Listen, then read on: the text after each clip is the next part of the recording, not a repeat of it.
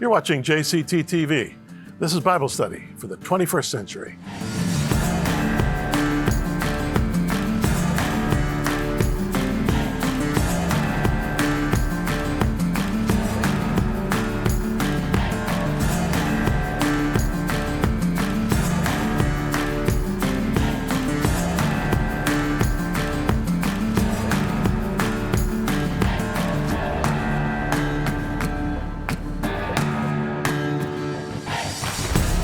Jim Cantelon here. Welcome to the program, friends. Always good to have you come along.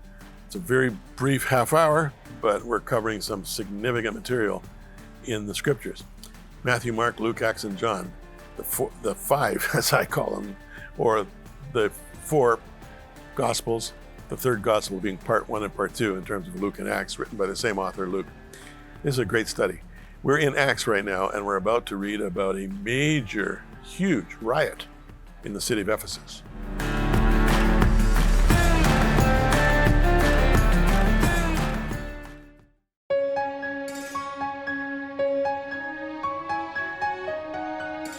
The Bible tells us that true religion is visiting orphans and widows in their distress. The Bible also says that God is a father to the fatherless and a defender of widows. Heaven's core values for mankind begin with God's heart for the least of these. When you support WOW, you're in the sweet spot of God's heart for the poor. Yes, we're only a small player in this great drama, but at least we're on the field. Please give generously.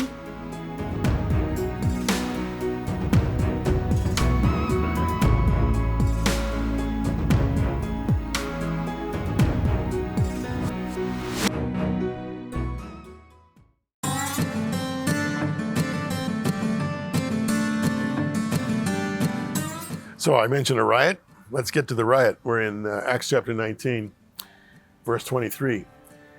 About that time, there arose a great disturbance about the way. Remember, the way was what Christianity was called. A silversmith named Demetrius, who made silver shrines of Artemis. Artemis was the goddess Diana, the goddess of Ephesus. Brought in a lot of business for the craftsmen there. He called them together, along with workers in related trades, and said, "You know, my friends, that we receive a good income from this business.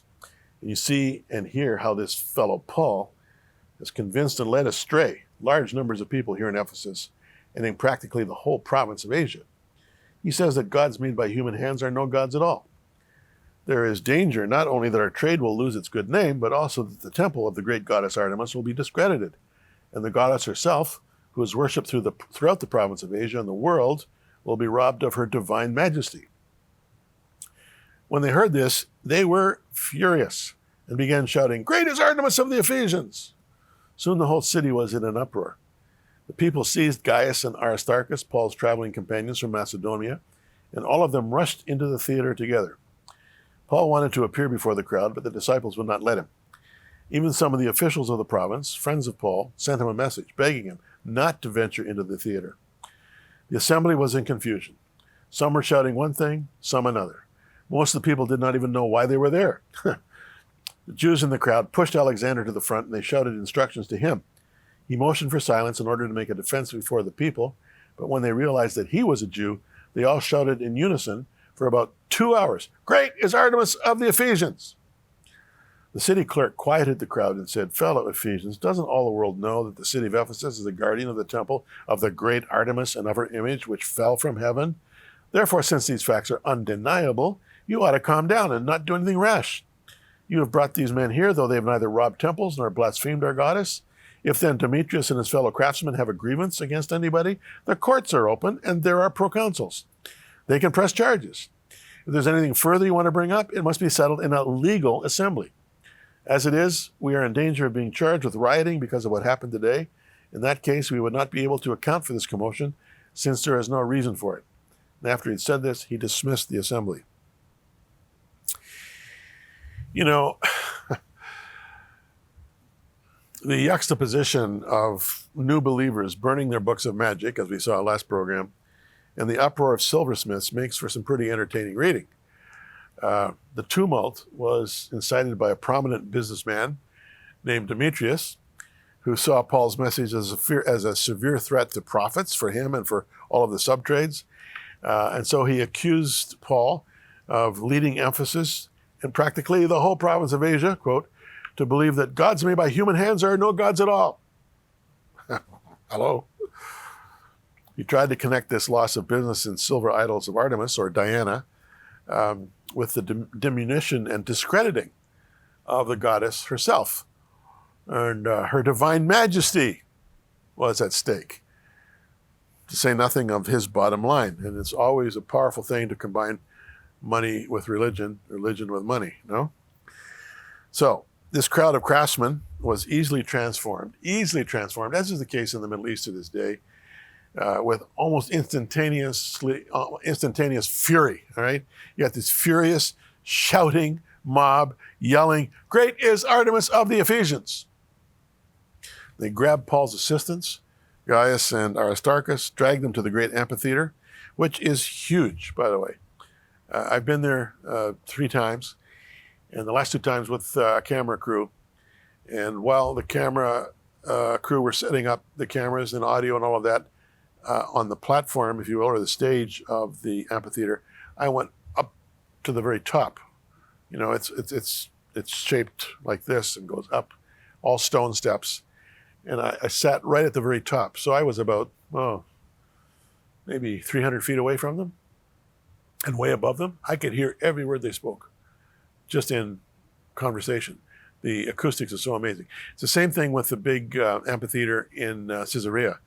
You don't need a sound system there. In the Caesarea case, there's a prevailing wind that comes in off the Mediterranean Ocean, and it just carries the sound right up to every seat in the amphitheater.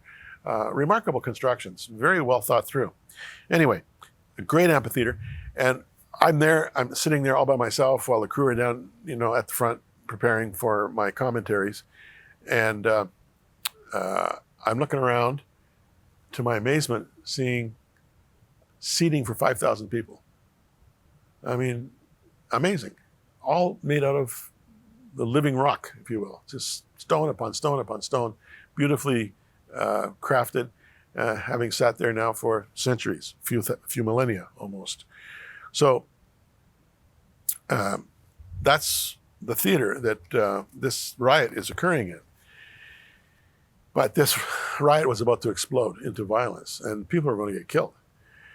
So this unruly mob, they saw Paul and his followers as Jewish, and at that point, like most of the Mediterranean world, they made no distinction between Jews and the people of the way. I mean, the people of the way were Jewish, and from their perspective, there was no line of demarcation between the Old Testament Jewish expectation of Messiah and the New Testament claim of the fulfillment of that expectation.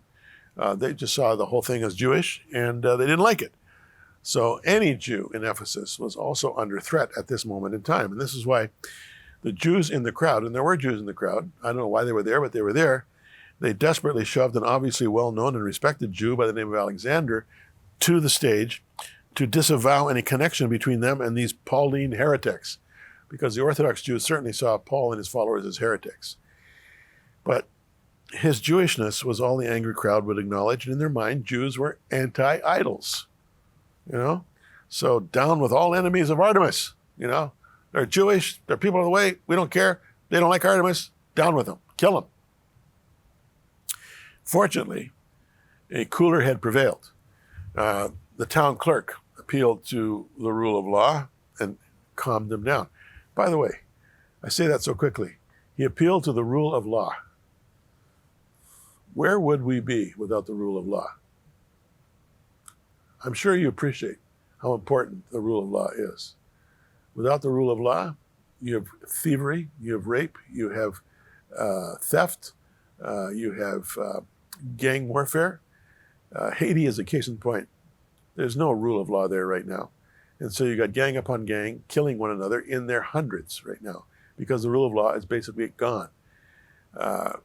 Without the rule of law, there is no civilization. And so this clerk has the good sense to remind them of that. And he says, look, if Demetrius and his fellow craftsmen want to press charges, the courts will handle that, okay? You know, and believe me, fellas and ladies and gentlemen, you know, our goddess, the multi-breasted Artemis, Diana, will prevail because she fell from heaven. The whole world knows that. And these guys are, you know, they're coming, they're going, they're of no account. That's basically what he's saying here. And the crowd, many of whom didn't even know why they were there, dispersed. So a huge slaughter was avoided. It's astonishing, you know, you look at our world today, and with you know, the internet and with what's happening on the other side of the ocean instantly available to us, we have exposure to religious sensitivities, prejudices, and hostilities like no generation before us. I mean, we are seeing things as they happen. And I'm sure it astonishes you, as it does all of us, to see the religious tensions, for instance, that spill over into racial tensions between entire people groups, you know, between Muslims and Hindus, for instance, between various tribal groupings in Africa, all with their own religious traditions. You see it in so many ways, and sometimes it's such a mix, you don't know if it's religion or if it's political ideology, a combination of the two, but almost everywhere you look, you're seeing it in our world right now. And you think, haven't we grown beyond this? Aren't we more civilized than that? Well, in the West, we've had the great benefit of a long history of the scriptures available to us. Mind you, misrepresented grossly sometimes by various church organizations, sometimes over centuries. But the point is that the essential seed of the Word of God has prevailed. And it has, if you will, provided us with the DNA that has given us the essential foundational substance for what we call civilization. I remember one time in conversation with a few rabbis in Jerusalem when I was pastoring there, we were having a great talk. I love interacting with my rabbi friends, not in an adversarial way at all, but just enjoying the scriptures together. And the one rabbi said, you know, Jim, we have a lot to thank you Christians for. I said, yeah. He said, well, for one thing, you have carried the essential message of Judaism to the world. And I said, and that essential message would be the call to righteousness and justice, the way of the Lord, as Abraham learned it from the Lord himself. Righteousness and justice, right relationship with God, right relationship with neighbor. And you've had, you know, far more impact than the rest of us because of your numbers, the Gentile Christian world, and you've really helped the world to civilize. Well, he may be right, but there's a lot of uncivilized worlds out there, a lot of uncivilized countries, peoples, people groups. And when we look at some of the pressure points in our world today, we have to understand that in many cases they do not have the, if you will, the spiritual infrastructure that we have. This call to the authority of God and our accountability to God, the rule of law and our sense of justice and righteousness. It's something to thank God for.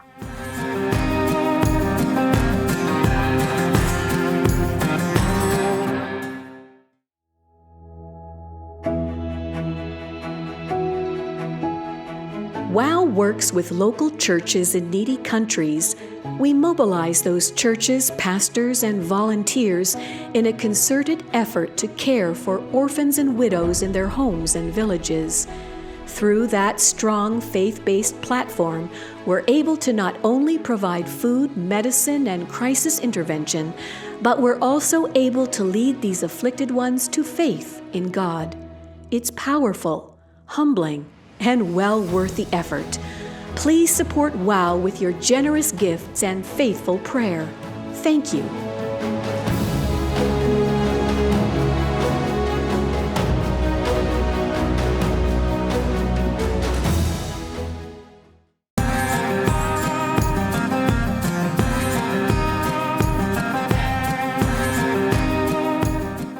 Friends, from time to time I have people asking me to give a little bit of more detail about WOW, working for Orphans and Widows. From time to time I show you a few pics and I give you little updates. But I had a Zoom meeting with our various partners in Sub-Saharan Africa and India just a few weeks ago, and I made some notes. And I just want to give you, an update. Like, those of you who are supporting WOW, you need to hear this. And those of you who are considering it, you need to hear this. And for those of you who don't really have any interest, you still need to hear this.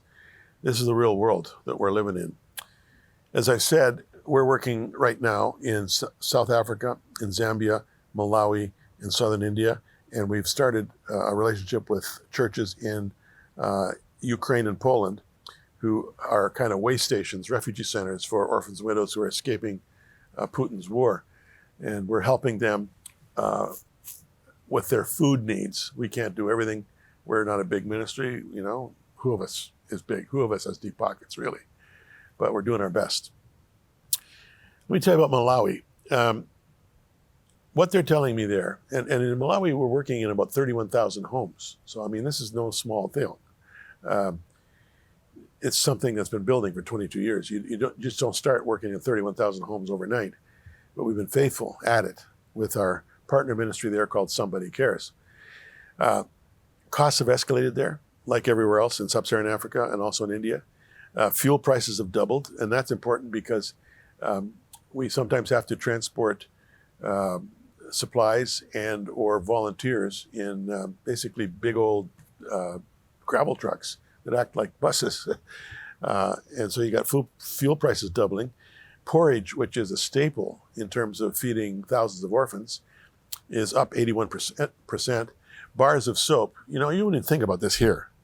But bars of soap, they are so precious for these people because personal hygiene is a challenge.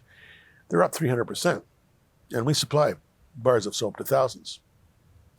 The local currency in Malawi, it's called the kwacha, has been devalued by 25% while all this is going on. And so these increases directly affect our home-based care, or HBC, ministry, with thousands of at-risk orphans and widows, and most of them impacted by HIV and AIDS, and many of them a double impact with COVID-19 as well. And so our home-based care ministry, which is so critical, is really under the stress of the financial pressure of costs that have risen due to COVID-19 over the last 2.5 years. And interestingly, the lowest of the low, these are the least of these, but the lowest of the least of these, if you will, are elderly widows. And they're suffering more than anybody. Elderly widows, they can't work. In many cases, there's no one who is part of an extended family for them because their children have died because of HIV. But interestingly, in Malawi, with our ministry there has been an interesting increase in local church volunteers, because that's who we work with. We work with local church volunteers. But in this case, these are young volunteers who have initiated a program linking themselves as young Christian teens and young adults with what they're calling surrogate grannies, so that these senior souls will be comforted and cared for. So they have now a human touch.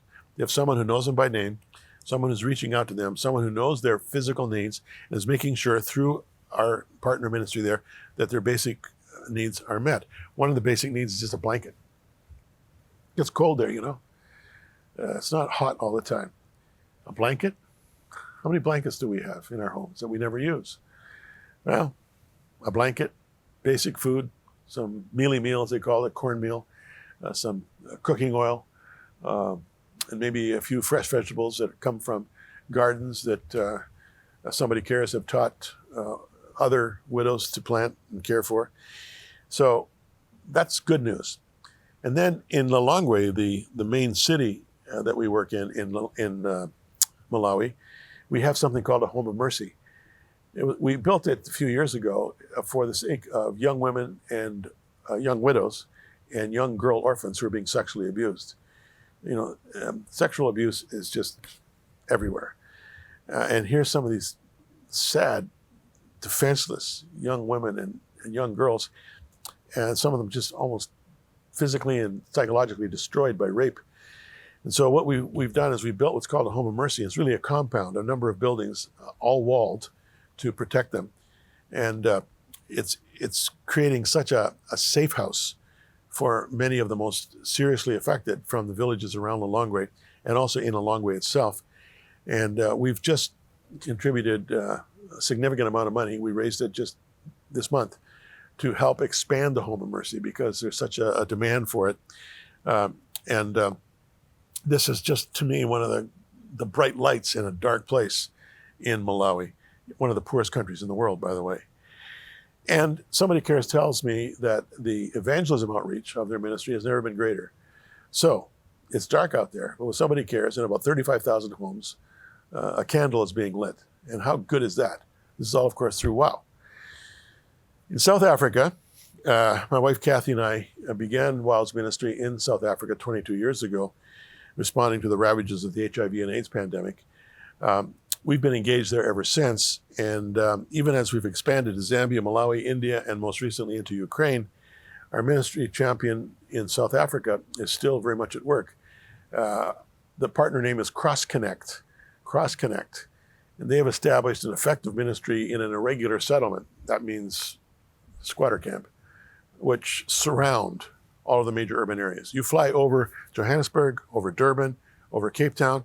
You look at it from 10, 15,000 feet high, and you see the city, and then around it, it looks like the rings of water around a pond that's drying out. And these rings are the irregular settlements, the slums, where people from the countryside have come in to try to find a job in these urban areas. And in order to survive, they've got to build these little shelters out of nothing. A lot of them are made out of galvanized tin that they steal or rip off of other buildings. It's just a really sad situation. So with Cross Connect, we're working in that area. And we've just been able to purchase, through the involvement of a local church in southern Canada, southern Ontario, we've been able to purchase something called a house of safety, or House Nehemiah, as they're calling it, similar to what we have in Malawi, only this one is not a compound, it's just a really big old house. The much needed renovations are almost complete, and they're flooded with desperate calls for help already from the community. In Zambia, we have two partners in Zambia. One is called ICO, which stands for Impact Community Outreach. They're located centrally in Zambia in a little town called Kabwe. And they've been working now for 2 decades with orphans and widows in desperate situations. We've been involved with them, supporting them now for that entire length of time. We also have a farm there called Rob's Farm, named after my daughter's husband, who was killed doing missions work in Zambia about 12 years ago. And the farm is producing a lot of food for our orphans there. But the problem is that everything has doubled in terms of costs. And when medications are prescribed for some of our clients, if you will, there's no money to buy the drugs. And then if there is money to buy the drugs, there's no drugs available. So what we're doing with WOW is we're helping them with a lot of their drugs needs, not in terms of prescription drugs, but in terms of over-the-counter needs, things like aspirin, decongestants to help them, with cold-like symptoms, other things like that, and also COVID-19 supplies, masks, and sanitizers and whatever. So we're doing our best to help them with that. And the disturbing thing there, the latest news, is that there's a sudden resurgence of drug-resistant tuberculosis. That's not good. And so when we're there in a few weeks, that's something I want to be looking into to see what we can accomplish there with this very virulent strain of tuberculosis. Our other Zambian champion is called Creso. It's from a Greek word meaning need. They work in Lusaka, the main city of Zambia, and they have a clinic there that we help supply the drugs for it. 52,000 people are being cared for there. These are people living with HIV and AIDS. And then there's a number of mobile clinics in the sort of the hinterlands, the rural areas of Zambia that Creso is sending out to people in need. And we're helping them with that as well. And we're doing our very best to just add some value to a very dark situation. The need is relentless, and as is the case with the other ministries, their costs have doubled too. Last but not least, India and Ukraine. India, I can't tell you much about India because right now there's so much pressure from the national government on trying to get any charities out of the country that are supported by offshore finances. They have closed down 6,000 charities in the past few months, 6,000 of them. Our partner charity has not been shut down. It's local church-based, as is the case with all of our ministry, but they're adding such value in helping the first responders there that the government so far is keeping their hands off. But I have to be really careful about what I say publicly, and so all I can tell you is they are expanding their ministry. They actually have doubled their number of orphans that they're caring for, and they're doing an outreach, if you will, into two groups that are referred to as inhuman and not human, gypsies and snake catchers. You heard me right, snake catchers. These are men who make their living catching venomous snakes in the villages, and they're paid for it, but they're not considered to be human beings. So if they die from snake bite, who cares? It's like an animal dying. But they're doing a great job, our ministry there, and again, their costs have doubled. With Ukraine, there's so many coming through, and we're just a small player, but at least we're providing food for a few thousand people a month. And that will continue as long as there is need for it. It probably won't last forever, but until such time, we will continue to be faithful. So, you wanted some detail? There it is. I hope it inspires you.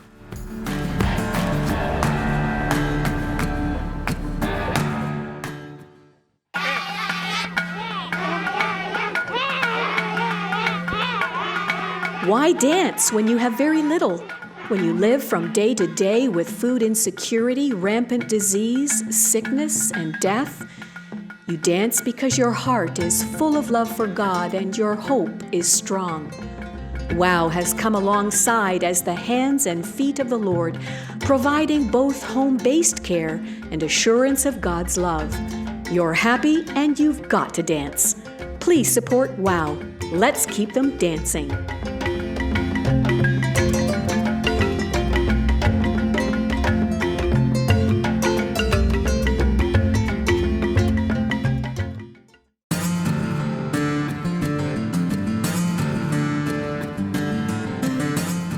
So friends, if you're saying, how do I support WOW? You support WOW by just logging on to wowmission.com. You see it on those promotional minutes that we give you on this program. Jim Cantelon today is just the spokesman for WOW. Yes, I am the founder and the president, but I kind of wear two hats here. With JCT, we try to give you as much exposure as we can in a kind of a casual way to the gospel. And then with WOW, we try to champion the cause of justice, seeking the needs of those who are the least of these, and all in Jesus' name. So, it's a kind of a combination here, JCT and WOW, WOW and JCT, one and the same really. But ultimately what we're looking for is to pursue the course of righteousness, right relationship with God, and justice, right relationship with neighbor. And you're a big part of it, and I want to thank you for listening and thank you for watching. We'll see you next time.